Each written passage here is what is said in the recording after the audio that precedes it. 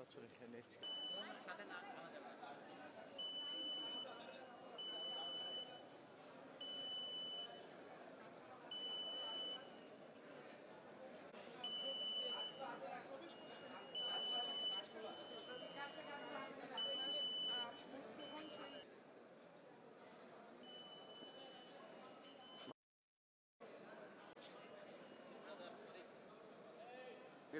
অথচ আমি মাস্টার্সে পড়ছি। আমার 5বার ভোট দেওয়ার কথা ছিল, কিন্তু আমি প্রথম আসছি। তো খুবই এক্সাইটেড, ভোট দেওয়ার জন্য মুখিয়ে আছি। আমাদের প্রত্যাশা প্রতি বছর হোক, আমরা সেটাই প্রত্যাশা করি, যাতে আমার ভার্সিটি লাইফের সবচেয়ে আনন্দঘন মুহূর্তে ছিলাম আর কি। এই লাস্ট ডাকসু উপলক্ষে যে ডেগুলো ছিল, খুবই উৎসব মুখর ছিল এবং আনন্দঘন ছিল।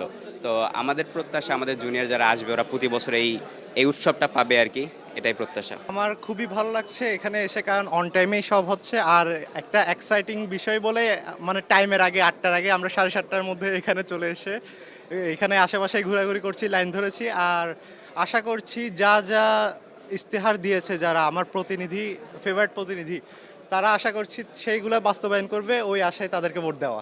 আসলে ডাকসু ভোটটা নিয়মিত হচ্ছে না, এর একটা বিষয়। আমাদের জাতীয় নির্বাচন অ্যাকচুয়ালি নিয়মিত হচ্ছিল না, কারণ বিগত 16-17 বছর ধরে আমরা আসলে ভোট দিতে পারিনি।